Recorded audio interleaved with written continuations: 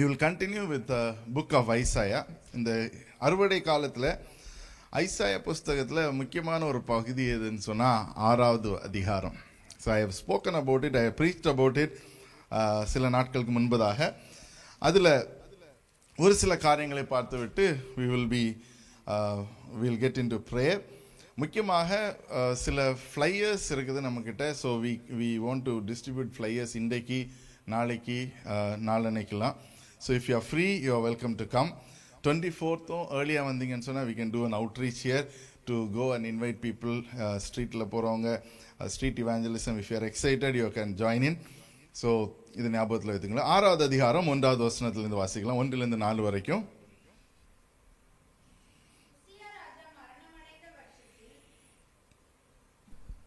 ஆண்டவர் உயரமும் உன்னதமுமான சிங்காசனத்தின் மேல் வீற்றிருக்க கண்டேன்.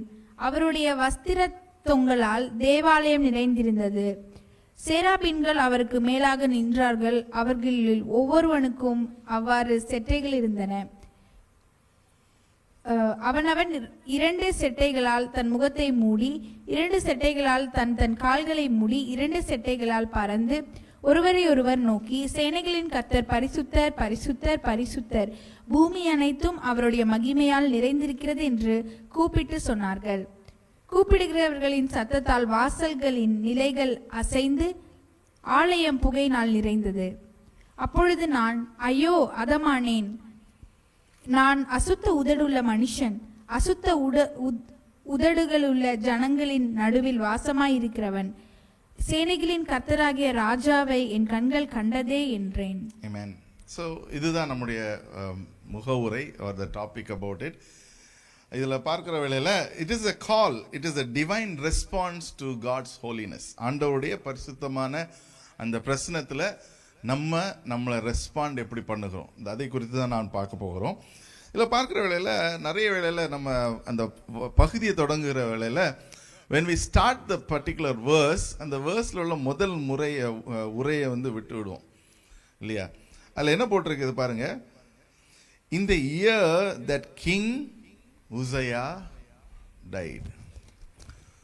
So the question arises, why should God wait till King Uzziah died? Amen. So அதை குறித்து சில காரியங்களை நம்ம பார்க்க போகிறோம். So a bit of King Uzziah பற்றி பார்த்துவிட்டு then we come back to Isaiah புஸ்தகத்தை பார்க்கலாம்.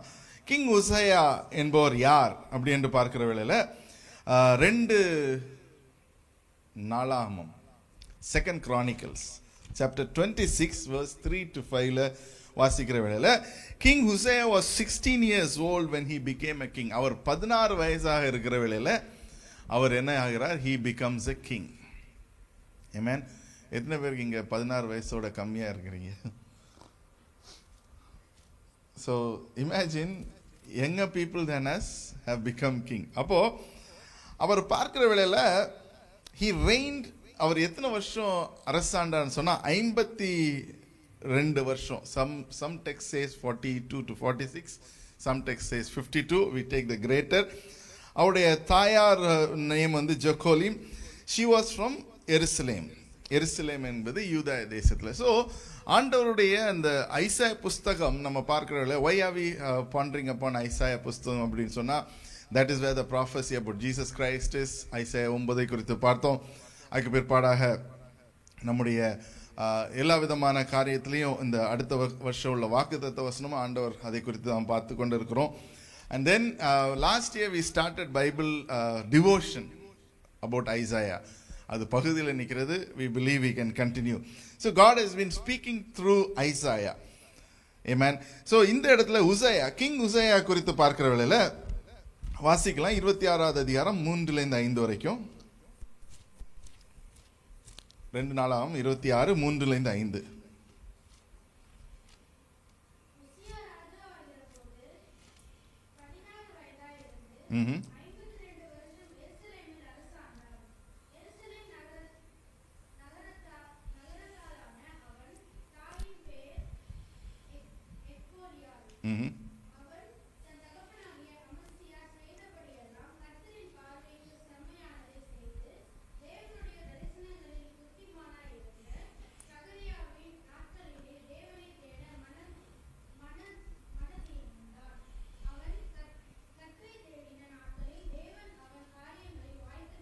Amen. So King Uzziah பற்றி பார்க்கல, he was somebody, அவர் என்ன செய்தார்னு சொன்னா ஆண்டவருக்காக பெரிய காரியங்களை செய்தார்.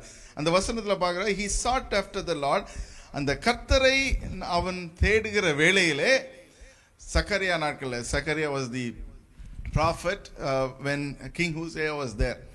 அப்போ அந்த நாட்களிலே என்ன நடந்துச்சுன்னா அவன் என்ன செய்தான், he was doing great things, he was fearing God, ஆண்டவரை பயந்தவனாக இருந்தான். அப்போ பார்க்கிற வேளையில கிங் ஹுசேனுடைய வாழ்க்கையை பார்க்கல, he had great success and great failures.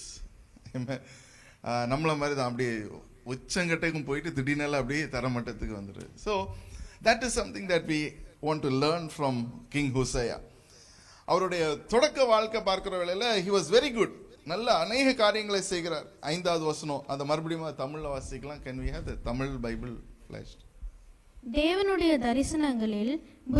தரிசனங்களில் புத்திமானாயிருந்த சகரியாவின் நாட்களிலே தேவனை தேட மனதிணங்கினான். அவன் கர்த்தரை தேடின நாட்களிலே தேவன் அவன் காரியங்களை வாய்க்க செய்தார். Amen. பாருங்க, கர்த்தரை அவன் தேடுகிறான், ஆண்டவர் அவனுக்கு வாய்க்க செய்கிறார். ஸோ இதுதான் நம்ம அறிந்து கொள்ள வேண்டிய ஒரு முக்கியமான காரியம். So he showed respect for the law. அந்த நாட்களில் மோசே லாவை குறித்து தான் நம்ம அநேக காரியங்கள் பார்க்கிறோம் பழைய ஏற்பாடில். அதை வைத்து அவன் சில காரியங்களை தெளிவாக அவனுடைய வாழ்க்கையிலே நடத்துகிறத பார்க்கிறோம். அப்போ 16வது வசனம் அதில் வாசிக்கலாம். 2 நாளாகவும் 26-16. அவன் பலப்பட்ட போது தனக்கு கேடுண்டாகும் மட்டும் என்ன செய்யணும், தனக்கு கேடுண்டாகும் மட்டும் அவனுடைய மனமேட்டிமையாகி தன் தேவனாகிய கர்த்தருக்கு விரோதமாக மீறுதல் செய்து தூபபீடத்தின் மேல் தூபம் காட்ட கர்த்தருடைய ஆலயத்துக்குள் பிரவேசித்தான்.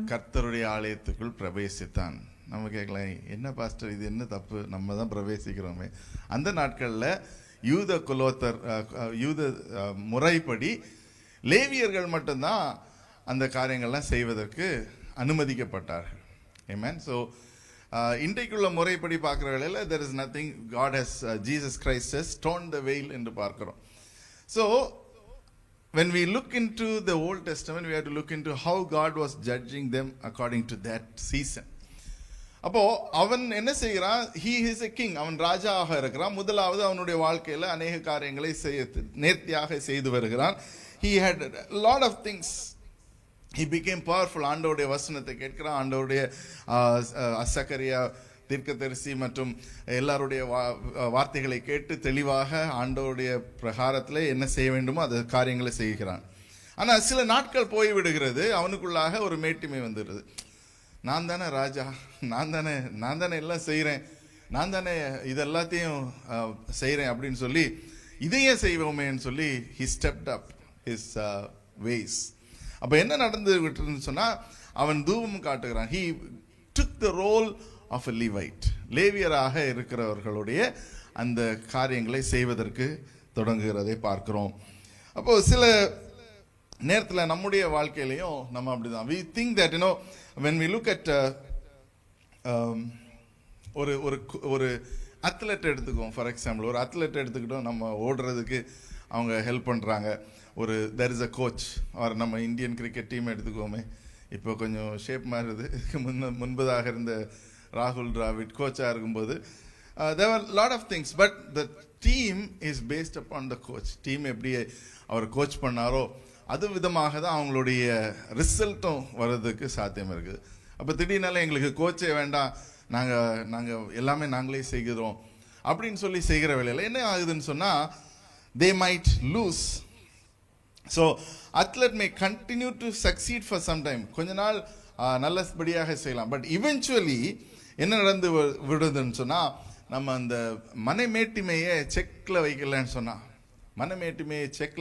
சொன்னால் it will lead us into destruction. அதுதான் உசேயாவுடைய வாழ்க்கையில் நடக்கிறத பார்க்கிறோம். தொடர்ந்து படிங்க. ஆசாரியனாகிய அசரியாவும் அவனோடு கூட கர்த்தரின் ஆசாரியான பராக்கிரமசாலிகளாகிய 80 பேரும் அவன் பிறகே உற்றவேசித்து ராஜாவாகிய உசியாவோடு எதிர்த்து நின்று, உசியாவே, கர்த்தருக்கு தூபம் காட்டுகிறது உமக்கு அடுத்ததல்ல. கர்த்தருக்கு தூபம் காட்டுகிறது உமக்கு அடுத்ததல்ல. அப்போ சில நேரத்துல நம்முடைய வாழ்க்கையில we have to understand where we are placed. நம்முடைய பொசிஷன் என்ன, நம்ம ஆண்டவர் எதற்காக இந்த இடத்துல வைத்திருக்கார். we have to humble ourselves, we have to seek guidance. இந்த உலக பிரகாரமான காரியங்களில் மேலானவைகளை நாடுவதற்கு நம்ம அழைக்கப்படுகிறோம். Amen. So when we go through situation, நம்ம சில நேரத்தில் சில சூழ்நிலைகளுக்குள்ளாக போகிற வேளையில், சில நேரத்தில் ஆண்டவர் நமக்கு பெரிதான காரியங்களை, ஐஸ்வர்யங்களை தருகிற வேளையில், சில வேளைகளை நமக்கு ஆண்டவர் டோர்ஸ் ஓப்பன் பண்ணி தருகிற வேளையில் நம்ம ஆண்டவருக்கு நன்றி செலுத்துவதற்கு கடமைப்பட்டிருக்கிறோம். That is why we always ask everybody to share testimony. சாட்சி சொல்லுங்க. ஏன்னா இல்லைன்னா நம்ம என்ன செய்கிறோம், இது ஆண்டவர் செய்யலை, நான் தான் செஞ்சேன், என்னுடைய உழைப்பினால வந்து, என்னுடைய இதனால வந்துன்னு சொல்லி we might tend to slide away from the reality.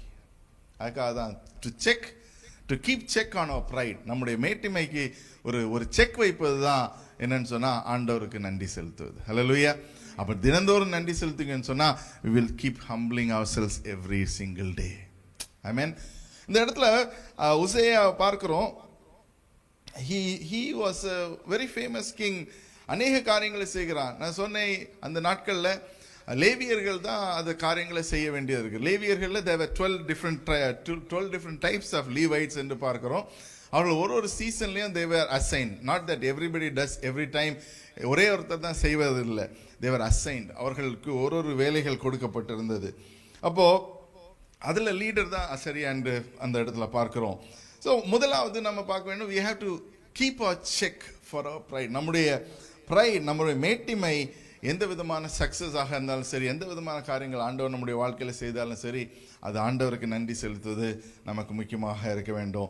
ரெண்டாவது, we have to take responsibilities of not what we are doing. என்ன செய்கிறோமோ அது ஆண்டவர் மூலமாக வருகிறதா இல்லை நம்மளே செய்கிறோமா என்பதை நாம் சிந்திக்க வேண்டும். and then இதில் பார்க்கிறோம், அந்த இடத்துல 18வது வசனம் வாசிங்க.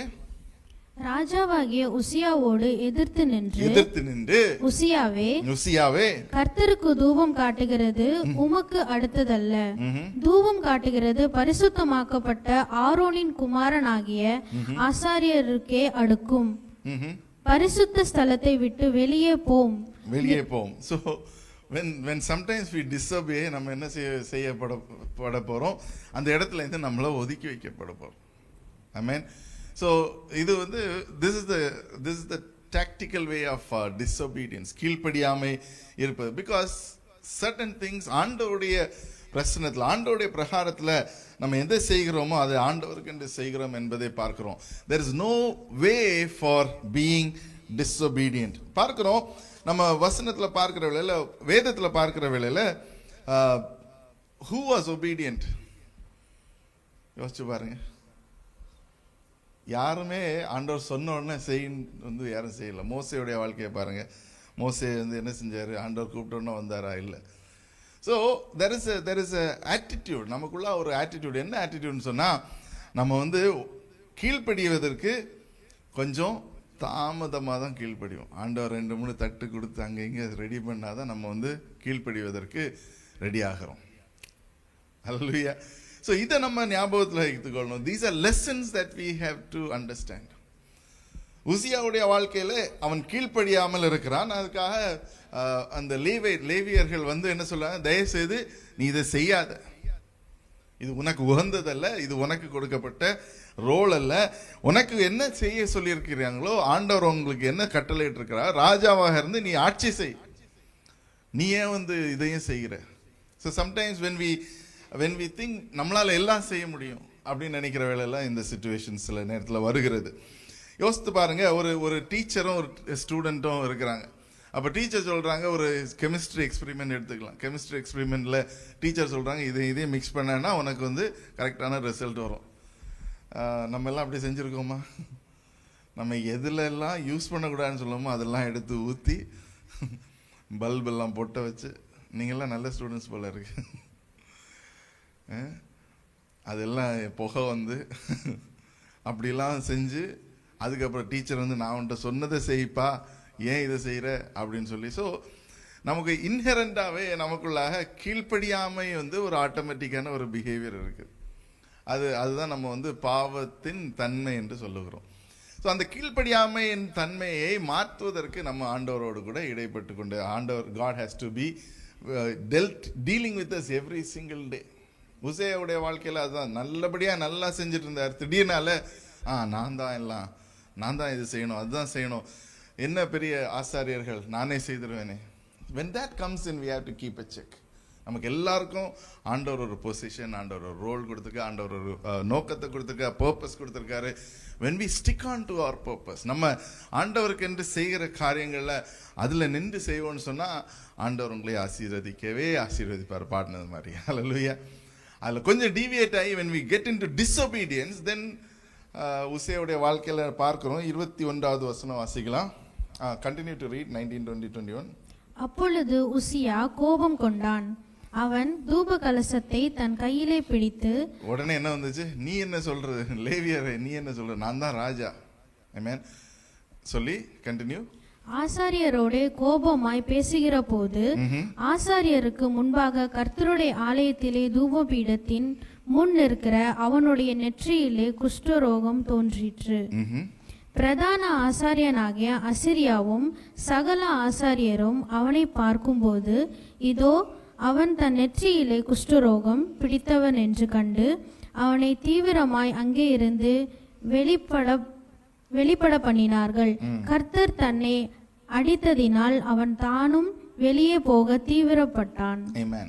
So see, sometimes when we get closer to God, நம்ம நல்லா ஆராய்ந்து சிந்தித்து வைக்கணும். சில நேரங்களில் we have to be very careful as to what we are doing. என்ன செய்கிறோமோ அதை கொஞ்சம் கவனமாக செய்யணும். இங்கே பார்க்குறோம், மேபி இந்த நாட்களில் இந்த மாதிரி நடக்கிறதுக்கு சாத்தியம் இருக்கா இல்லையான்னு தெரியாது. God can do anything, let's leave that to God.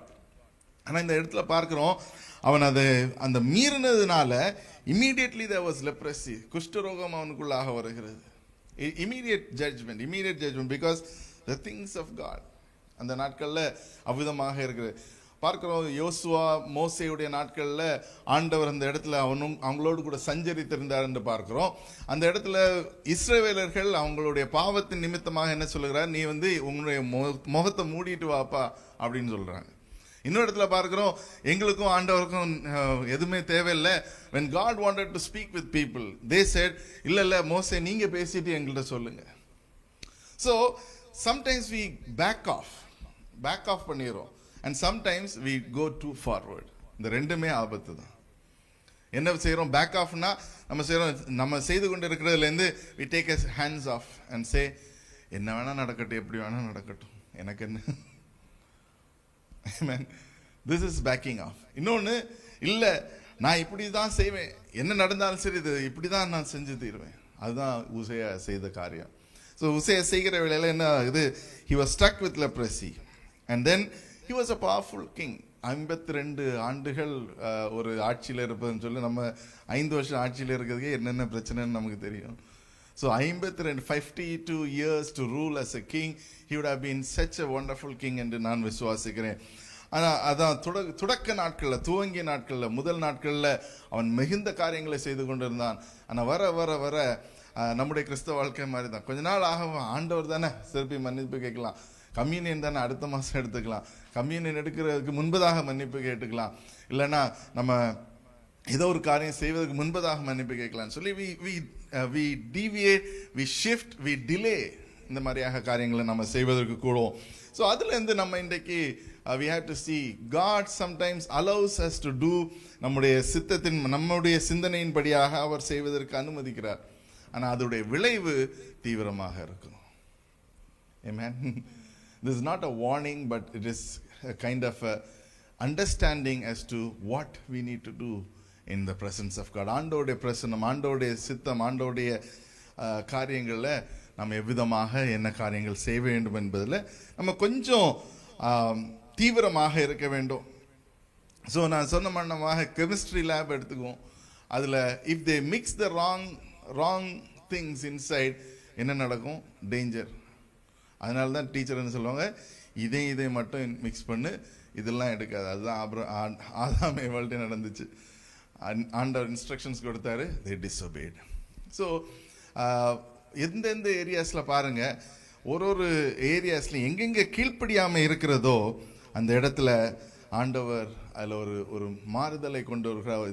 God brings a change, God brings something that he desires. அவருடைய சித்தத்தின்படி செய்வதற்கும் நடப்பதற்கும் செய்வதற்கும் அவர் சில காரியங்களை கொண்டு வருகிறார். So the crucial thing is to get the instructions from God. ஆண்டவருடைய சித்தத்தில் ஆண்டவருக்கு உகந்த இன்ஸ்ட்ரக்ஷன்ஸை நம்ம எடுக்கணும். அது எங்கே கிடைக்குது? வசனத்தில் இருக்குது. ஆமென். ரெண்டாவது, think about what happened to Uzziah. அந்த லெப்ரசி ஸ்ட்ரக் ஆன உடனே ஆட்டோமேட்டிக்காகவே என்ன வந்து தாழ்மை வந்துடுது. சில நேரத்தில் ஆண்டவர் நம்முடைய வாழ்க்கையில் சில காரியங்களை அடித்து உடைத்து நம்மளை நொறுக்கி வாழ்க்கையில் கொண்டு வந்து முன்னாடி வைப்பார். அப்போ தான் நம்ம ஆண்டவரே எனக்கு வழியே இல்லை, எனக்கு எப்படியாவது நீங்கள் ஹெல்ப் பண்ணி தான் ஆகணும், ஆண்டவரே என் ஜெபத்தை நீங்கள் கேட்டே ஆகணும்னு சொல்லி நம்ம வர்றதுக்கு சில நேரத்தில் அனுமதிப்பார். ஸோ அப்படி ஒரு சிச்சுவேஷனில் உங்களை கொண்டு வராருன்னு சொன்னால் நீங்கள் கொஞ்சம் ட்ராக் பேக் பண்ணி பார்க்கணும். எங்கேயாவது எனக்கு வாழ்க்கையில் மேட்டுமே இருந்தது. Has there been anywhere that I have been prideful about. So நம்ம என்ன செய்யணும்? we have to cultivate இந்த ஒரு மனத்தாழ்மையை நமக்குள்ளாக கல்டிவேட் பண்ணணும். Amen. So this is one part of it. Uzziah இந்த 6வது அதிகாரத்தில் 1வது வசனத்தில் கிங் உசையா நாட்களுக்கு பிற்பாடு, அதோட எக்ஸ்பிளனேஷன் தான் நான் இப்போ கொடுத்தேன்.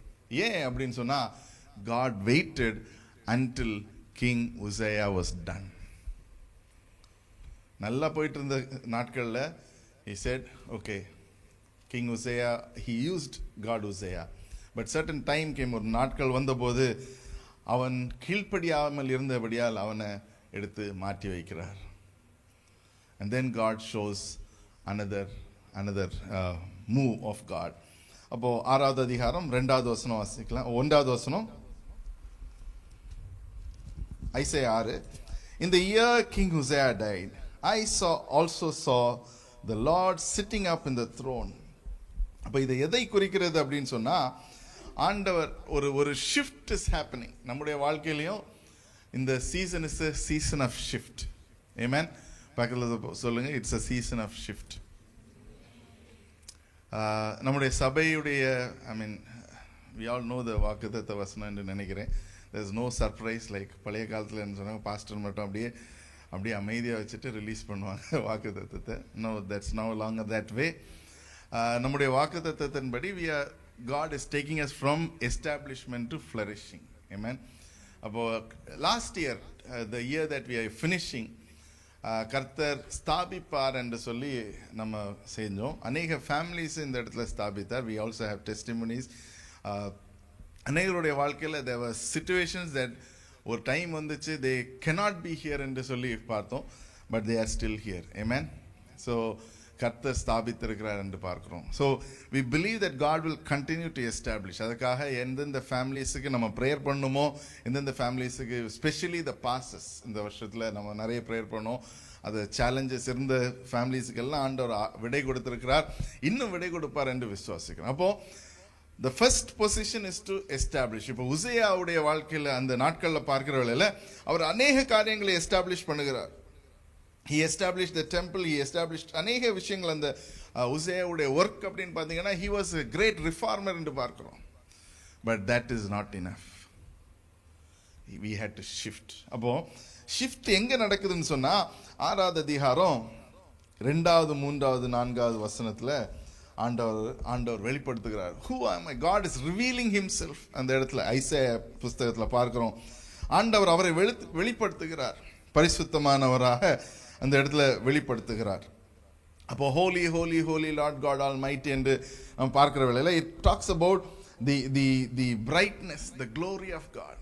அப்போ ஆண்டவருடைய பிரசனத்தில் ஐசாயா அந்த இடத்துல பார்க்கிற வேளையில் என்ன சொல்கிறான்? நான் சுத்தம் இல்லாத உதடு உள்ளவன், ஐ ஆம் a man of unclean lips என்று சொல்லி 5வது வசனத்தில் சொல்லுகிறத பார்க்கிறோம்.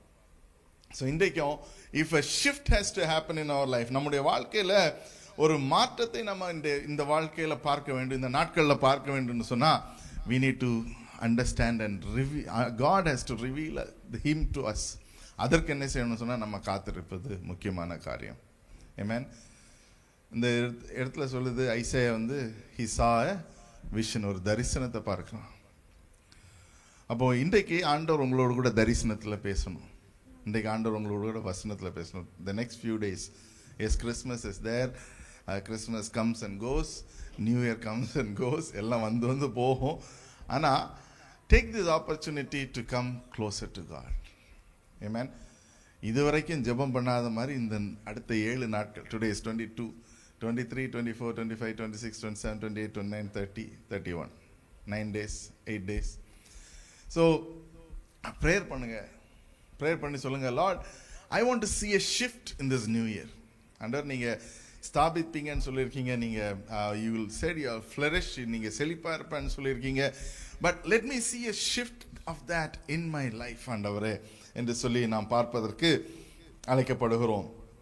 ஸோ அதற்கு நம்ம என்ன செய்யணும் அப்படின்னு சொல்லி பார்த்தீங்கன்னு சொன்னால், we have to understand that we need to remove certain things. நம்ம வாழ்க்கையிலேருந்து சில காரியங்களை எடுத்து மாற்ற வேண்டும், கழிவுகளை மாற்றுறது மாதிரி மாற்ற வேண்டும். ஸோ அதில் தான் பார்க்குறோம், there is a transaction happening between Isaiah and Seraphim. அந்த வசனத்தை வாசிக்கலாம். 5வது வசனம் 6வது வசனம்.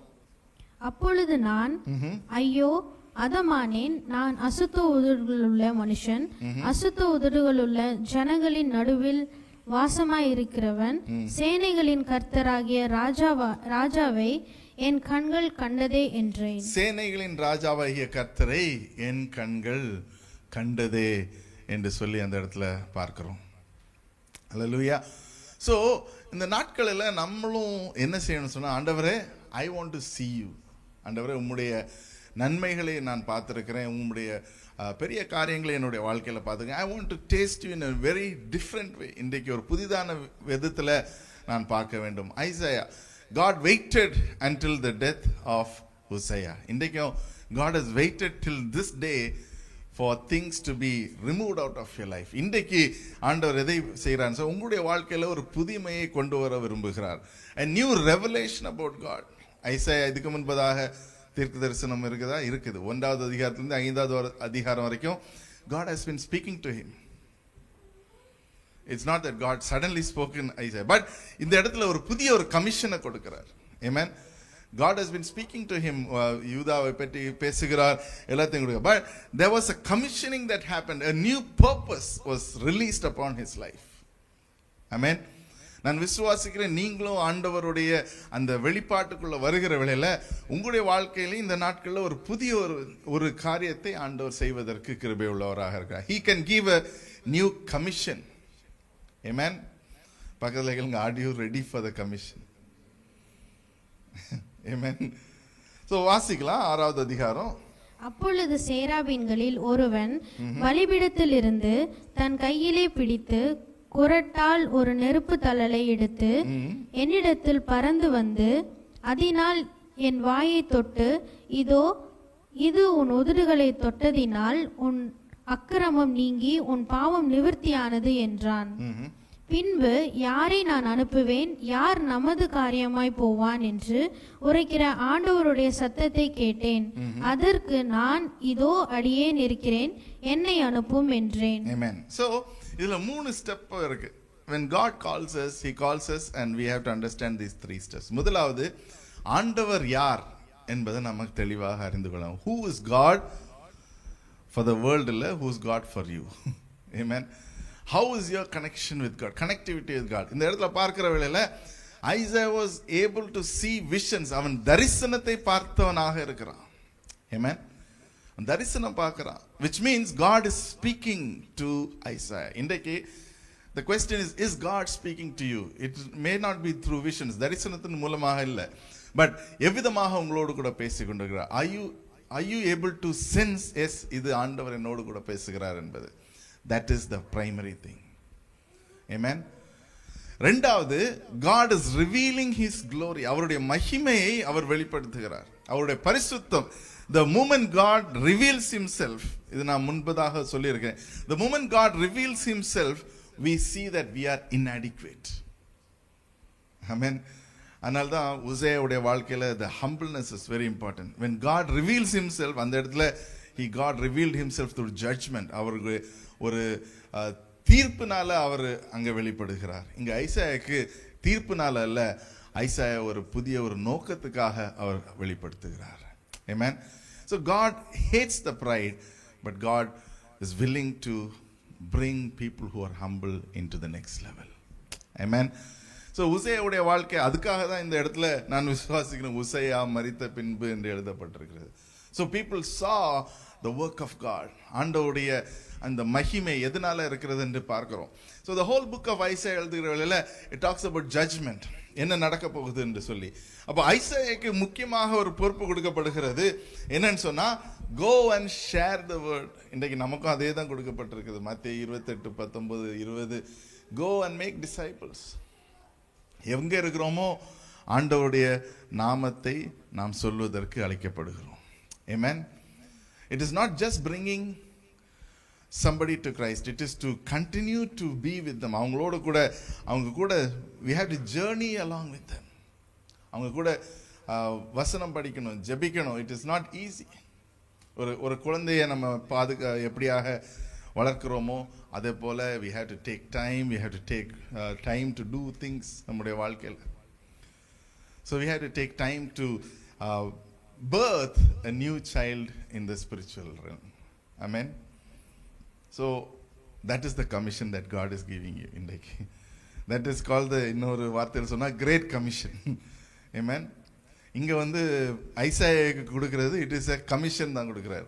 ஆனால் நமக்கு கொடுத்துருக்க த கிரேட் கமிஷன் கொடுத்துருக்காரு மத்தேயு 28:19-20. ஸோ ஐசாயாக்கு என்ன கமிஷன் கொடுக்குறாருன்னு சொன்னால் 11-12 ஆகிய வசனத்தை வாசிக்கலாம். அப்பொழுது நான், ஆண்டவரே, இதுவரை 10 வாசிங்க, 9, 10, 11 வாசிங்க. அப்பொழுது அவர் நீ போய் இந்த ஜனங்களை நோக்கி நீங்கள் காதார கேட்டும் உணராமலும் கண்ணார கண்டும் அறியாமலும் இருங்கள். நீங்க கேட்டீங்க ஆனா உங்களுக்கு தெரியல, நீங்க பார்த்தீங்க ஆனா புரியல. இந்த ஜனங்கள் தங்கள் கண்ணால் காணாமலும் தங்கள் காதுகளினால் கேளாமலும் தங்கள் இருதயத்தினால் உணர்ந்து குணப்படாமலும் நான் அவர்களை ஆரோக்கியமாக்காமல் இருக்க நீ அவர்கள் இருதயத்தை கொழுத்ததாக்கி அவர்களை காதுகளை மந்தப்படுத்தி அவர்கள் கண்களை மூடி போடு என்றார். அப்பொழுது நான், ஆண்டவரே, எதுவரைக்கும் என்று கேட்டேன். அதற்கு அவர், பட்டணங்கள் குடியில்லாமலும் வீடுகள்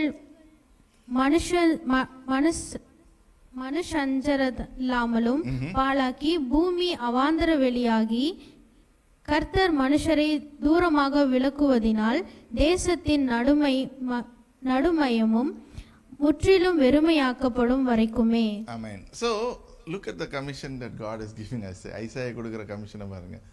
மற்றவங்களுக்கு போய் என்ன செய்யணும்? தீங்கு செய்யணும். தீங்கு இல்லை. What exactly is happening is, அவங்க என்ன சொல்லுகிறாங்க, நீ என்ன சொன்னாலும் அவர்கள் கேட்பதற்கு தயாரில் இல்லை. They are not ready. So it is a different, but யோனா நீவேக்கு போகிற வேளையில் ஆண்டவர் சொல்ல, நீ போய் சொல்லு, அவங்க மனம் திரும்பணும்.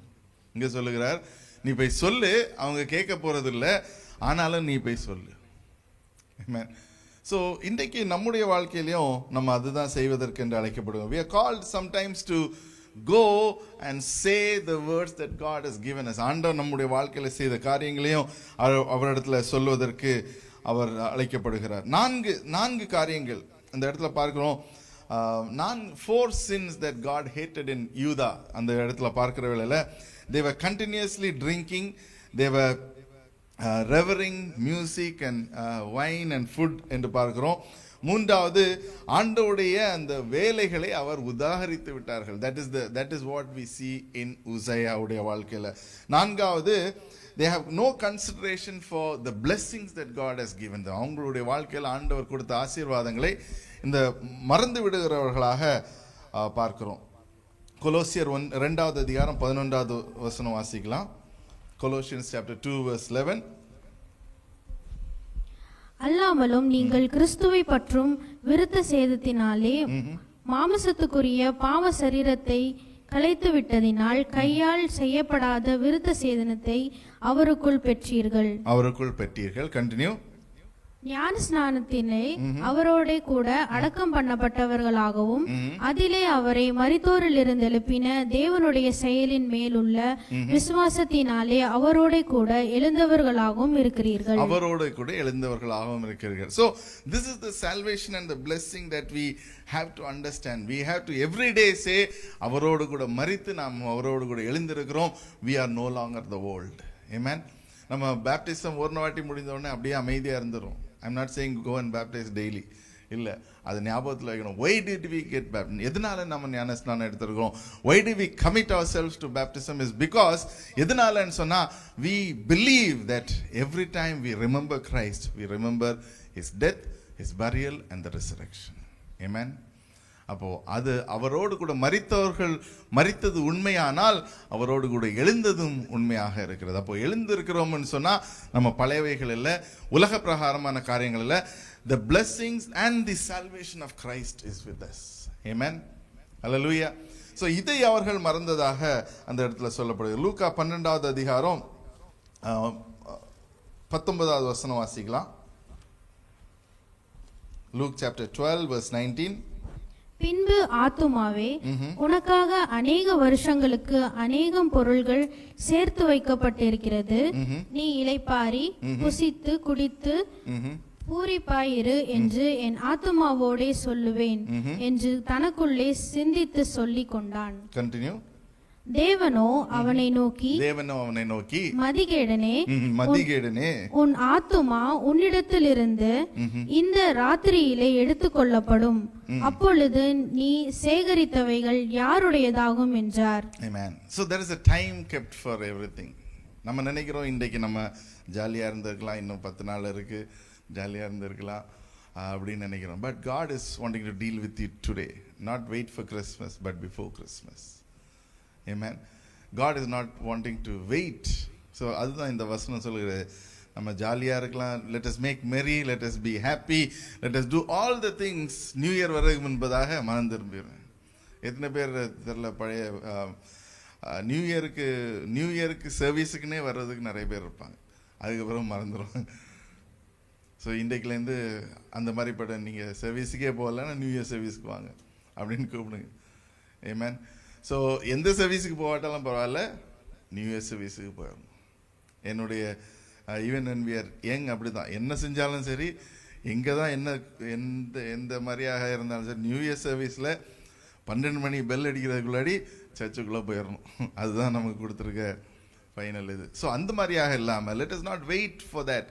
God says, what if the whole world is collapsed? நாளைக்கே 26ஆம் தேதி சுனாமி வந்த மாதிரி திடீர்னு அதுக்கு முன்னாடியே எல்லாம் ஆயிடுச்சுன்னா. So we have to deal with ourselves daily. Amen. Hallelujah. பக்கத்தில் பார்த்து சொல்லுங்க, டெய்லி நியூஸ் பேப்பர் அது மாதிரி டெய்லி நம்ம எல்லாம் செய்கிற மாதிரி we have to renew ourselves daily.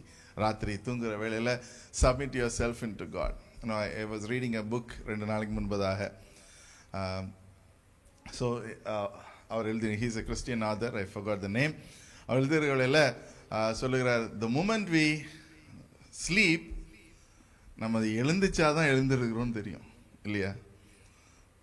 யாருக்காவது தூங்கும்போது நாங்கள் தூங்கிட்டு இருக்கோம்னு தெரியுமா? எங்கே இருக்கிறோன்னு தெரியாது. 3rd heaven, 5th heaven, 9th heaven தெரியாது. பக்கத்தில் உள்ளவங்களுக்கு தான் தெரியும் அது ஹெவனா ஹெல்லான்னு, because of the sound we make. So forgetting that, so we have to ஒரு நாளும் தினந்தோறும் live for today. Amen. பக்கத்தில் சொல்லுங்க, live for today. Tomorrow is in the hands of God. நாளைய தினம் ஆண்டவருடைய கருத்தில் இருக்கிறார். ஸோ அப்படி நம்ம ஜீவிப்பதற்கு தொடங்கணும். If we start living every day, தினந்தோறும் காலையில் எழுந்தோம்னா, ஆண்டவரே, Lord I submit this day into your hands, and at the end of it day, ஆண்டவரே இந்த காரியங்கள்லாம் செய்திருக்கீங்க. ஸோ ஒரு நாளும் don't plan for long, plan for one day. இன்றைக்கு பிளான் பண்ணுங்க, நாளைக்குள்ளதை நாளைக்கு பிளான் பண்ணலாம். ஆமென். அல்லேலூயா. ஸோ இந்த 8 நாள் அப்படி பிளான் பண்ணி பாருங்களேன். 8 or 9 days, ஓகே 8 days அந்த மாதிரி பிளான் பண்ணுங்களேன். ஸோ நாளைக்குள்ளது okay, I am going to plan for one day. நாளைய தினத்தில் இதுதான் செய்கிறேன், அடுத்த நாள் அதுக்காக ஷெட்யூல்லாம் மாற்றணும்னு சொல்லலை. Whatever you have it, but don't have too many things. நாளைய தினத்தில் Lord I will only two things. அப்போது அதை பேக் பண்ணுகிற வேளையில் see what is that you have. and சொன்னால் 1 யோவான் 2வது அதிகாரம் 17வது வசனம் சொல்லுகிறது, the world and its desires will pass away, but whoever does the will of God live forever. தமிழில் வாசிக்கலாம். உலகமும் சொல்லுங்க தமிழ்ல, உலகத்திலும்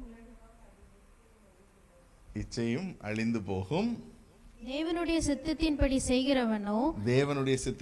செய்கிறவனோ என்றென்றைக்கும் நிலைத்திருப்பான். அல்லேலூயா.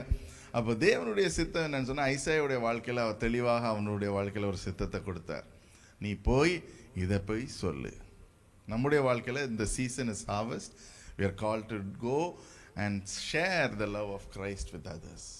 அநேகருடைய வாழ்க்கையில் நம்ம மாறுதல்களை கொண்டு வருவதற்கு கர்த்தர் அதை செய்கிறார். 1 யோவான்ல 2வது அதிகாரம் 16வது வசனத்தை வாசிங்க இப்போ. ஏனெனில் மாம்சத்தின் நிச்சயம் கண்களின் நிச்சயம் ஜீவனத்தின் பெருமையுமாகிய உலகத்தில் உள்ளவைகளெல்லாம் பிதாவினால் உண்டானவைகள் அல்ல, அவைகள் உலகத்தினால் உண்டானவைகள். So whatever the world has given us, let us leave it off. அதுதான் இந்த இடத்துல ஐசாயா 6வது அதிகாரத்தில் சொல்லுகிறாரு. அதில் பாருங்க, go and tell this people 9வது அதிகாரம். அதில் the lust of the flesh, the lust of the eyes and the pride of life. இந்த 3 காரியம் தான் இன்னைக்கு ஆண்டவர் நம்மளோடு கூட உணர்த்துகிறார். ப்ரைடை பற்றி ஊசையுடைய வாழ்க்கையில் பார்த்தோம். ப்ரைட்னால குஷ்டரோகம் அவன் அழிந்து போகிறான். he was humbled because of his pride. Amen. 2வது தரிசனம் பார்க்குறான். I consider that as the eyes of Isaiah. அவனுடைய கண்கள்னால அவன் தரிசனத்தை பார்க்குறான். அவனை தாழ்த்துகிறான். அவன் ஆண்டவருடைய கமிஷனை ஏற்றுக்கொள்கிறான். and third, the people of Judah, அவங்க என்ன செய்கிறாங்க? they are in the world, உலகத்தில் இருக்கிறனால அவர்களுக்கு மேலே ஆண்டவர் தீர்ப்பு கொண்டு வருகிறார். யூதேயா மேலே தீர்ப்பு, இஸ்ரேல் மேலே தீர்ப்பு. அதுதான் ஐசாயா 1-39வது அதிகாரம் வரைக்கும். அதில் தீர்ப்பில் என்ன செய்கிறான்னு சொன்னால், how is God going to judge the Israelites through Assyrian order, பாபிலோனர்களை கொண்டு, பிலிஸ்தியர்களை கொண்டு. அதுக்கு பிற்பாடாக God says, okay, I have allowed them to bring judgment on you, but I will not let them go என்று சொல்லி he judges Assyria, Babylon and Philistines. அதுக்கு இல்லாமல் நிறைய குலங்கள் இருக்கிறது, but these are the highlights. அப்போ இன்றைக்கும் sometimes God allows people to judge us, people to comment upon us. நம்மளை சரி கட்டுவதற்கு சிலரை வைத்திருக்கிறார். ஆனால் கர்த்தர் இரக்க குணம் உள்ளவர். Amen. நம்ம அவரை தேடுவோம்னு சொன்னா, if we are thirsty, he can fill us up. Amen. சங்கீதம் 42 சொன்னவனமாக, மான்கள் கதவு போல் என் ஆத்துமா வாஞ்சித்து, இன்றைக்கு நீங்கள் அவரை பார்ப்பீங்கன்னு சொன்னால் he can fill you. அவர் உங்களுக்கு அந்த தரிசனத்தை, அவர் உங்களுக்கு கண்களை, மனக்கண்களை திறந்து, as Isaiah saw, you can see God through your eyes or you can hear God through your ears. Isaiah போல அந்த இடத்துல தமிழில் என்ன போட்டிருக்கு? their hearts are fat. அதுதான் their hearts of this people fat, eyes they cannot see, they have ears they cannot hear. இந்த 3 காரியமும் நம்ம தெளிவாக வைக்கணும். காது வைத்து கேட்கணும், வசனத்தை கேட்குறோம், தேவனுடைய வார்த்தையை கேட்குறோம். அது மட்டும் இல்லை, ஆண்டோடைய சத்தத்தை நம்ம கேட்கணும். my sheep will hear my voice. என் ஆடுகள் என் சத்தத்தை செவி கொடுக்கணும். Amen. ஸோ செவி நம்ம கொடுக்குற வேளையில் we hear the word of God. அப்போ கண்கள் திறக்கிற வேளையில் ஆண்டோடைய தரிசனம் நமக்கு கிடைக்கிறது, அதன் வழியாக போகிறோம். அப்போ the fat is a pride. அந்த ஃபேட் எல்லாத்தையும் எடுத்து நம்ம ஆண்டவர்கிட்ட கொடுக்கணும். ஆமென். இந்த 3 காரியமும் நம்ம செய்கிற வேளையில் கர்த்தர் எவ்விதமாக ஐசாயை எடுத்து பயன்படுத்தினாரோ, the book of Isaiah was written not only about the judgment. 39க்கு பிற்பாடாக 40லேருந்து 61வது அதிகாரம்லாம் பார்த்தீங்கன்னு சொன்னால் it's all about how God is going to restore Israel. அதுக்கு பிற்பாடாக வருங்காலத்தில் நித்தியத்துக்கென்று என்ன நடக்க போகிறது, அதுதான் இந்த வசனத்தில் வாசித்தோம். The world will pass away. உலகமும் அதன் இச்சைகளும் அழிந்து போகும், கடந்து போகும். But whoever has the will of God will live forever. அப்படியாவது நம்முடைய வாழ்க்கை, நம்ம எல்லாரும் நித்தியத்துக்கென்று படைக்கப்பட்டிருக்கிறோம். ஆமென். இல்லை எல்லாருக்குமே நம்பிக்கை இருக்குன்னு விசுவாசிக்கிறேன். நம்ம நித்தியத்துக்கு என்று படைக்கப்பட்டிருக்கிறோம். அப்போ we have to look into those things that God can do through us. ஒருத்தரை நம்ம ஆண்டவருக்குள்ளாக கொண்டு வருகிறோம்னு சொன்னால் அவர்களை நித்தியத்துக்கென்று we are changing their destiny. Amen. அவருடைய வாழ்க்கையின் அந்த தலையெழுத்துன்னு சொல்லுவாங்க, அதை மாற்றுகிறவர்களாக நம்ம இருக்கிறோம். God has brought us, kept us as people who can change the destiny. அதுதான் ஐசாயாக்கு கொடுத்த commission. Change the destiny of Israel. Give them hope. Give them a peace. Give them restoration. அதன் வழியாக வருகிறது தான் இயேசு கிறிஸ்து ஆனவர் நித்தியத்துக்கு என்று வருகிறான்னு சொல்லி, that is the promise that was given through Isaiah the prophet. நம்ம நிறைய ப்ராஃபெட் சொல்லியிருக்காங்க, சகரியா has told, but ஐசாயா இன்றைக்கும் நம்ம ஏன் படிக்கிறோம், ஏன் 9வது அதிகாரம் 6வது வசனம் அதை படிக்கிறோம் அப்படின்னு சொன்னால், because that is the commission that God gave him. அதுபோல் இன்றைக்கு நம்ம ஒரு காரியம் செய்கிறோன்னா நம்ம அழிந்து போகலாம், உலகமும் இந்த காரியங்கள் அழிந்து போகும். ஆனால் நம்ம செய்கிறதுனால ஒரு குடும்பம் அவங்களுடைய வாழ்க்கையில் ஒரு மாறுதலை சந்திக்க முடியும். ஆமென்.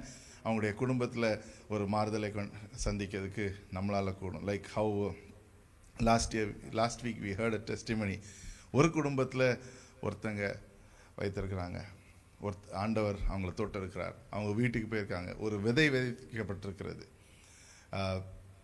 லாஸ்ட் வீக் ஹிந்தி சர்ச்சில் அது மாதிரி தான் இருந்துச்சு. ஒருத்தருக்கு கல்யாணம் முடிந்து அவங்களோட மனைவி கனடா போயிட்டாங்க, கனடாவில் போய் அவங்க ரட்சிக்கப்பட்டாங்க. அதனால் புருஷர் இன்னைக்கு சர்ச்சுக்கு வரேன்னு சொல்லியிருக்காரு. Amen. So God can do greater things. இது அறுவடையின் நாட்கள். பக்கத்தில் சொல்லுங்கள், it's a season of harvest. நம்ம செய்ய வேண்டியதெல்லாம் let us pray, let us commit ourselves and God can do. Amen. நம்ம ஒரு 60 120 150 நேம்ஸ் இருக்குது. அந்த 150 பேரில் 2 பேர் இங்கே வந்திருக்காங்க சர்ச்சுக்கு. the rest of them have not come. அந்த 150 பேரில் 10 பேர் ரட்சிக்கப்பட்டாலே அது ஒரு பெரிய காரியம். Amen. Why do we think about 10, more than 10? இதுவரைக்கும் நம்ம சபையில் வந்த விசுவாசம் கர்த்தருக்கு அறியாதவர்களுக்காக ஜெபிங்க. இந்த நாட்களில் pray for those people who you know who do not know Christ. Amen. God is changing, God is shifting their hearts. நம்முடைய இருதயத்தில் மட்டும் அல்ல, அவர்களுடைய இருதயத்தை மாற்றுகிறார். Now, as I said, now people will come and say, I want to get baptized. Amen. You might be surprised, but they will say, I am ready to get baptized. இந்த நாட்களில் when we start the season of harvest, it's not just 40 days. இந்த நாட்களில் we're going to continue. It is a season that God initiates. Amen. அதுக்காக பிரயாசப்படுங்க இந்த நாட்களில். whoever is able to reach out, நீங்கள் reach out பண்ண, if you have challenge, அவங்களோட names வச்சு prayer பண்ணுங்க, அவங்களாவே வருவாங்க. God is a God of harvest. God can bring the harvest in your lives. உங்களுடைய வாழ்க்கையில் மட்டும் இல்லை, அதுக்கு நம்ம என்ன செய்யணும்னு சொன்னால் ஐசாயா கமிட் பண்ண மாதிரி கமிட் பண்ணணும். So he can bring a change in your life forever, in somebody's life forever. அதான் இந்த வசனம் சொல்ல, உலகமும் அதன் இச்சைகளும், the desires of the life may pass away. அவங்களுக்கு நிறைய விஷயங்கள் இருக்கலாம், நம்மளுடைய வாழ்க்கையில் நிறைய டிசைர்ஸ் இருக்கலாம். But when we commit into the ways of the Lord, இந்த காரியங்கள்லாம் விட்டு ஆண்டவர் நம்முடைய வாழ்க்கையில் என்ன செய்ய வேண்டுமோ அதுக்கு மட்டுமாக நம்ம இடம் கொடுத்து கர்த்தருடைய காரியங்களை செய்வதற்கு நம்ம ஒப்புக்கொடுவோம்.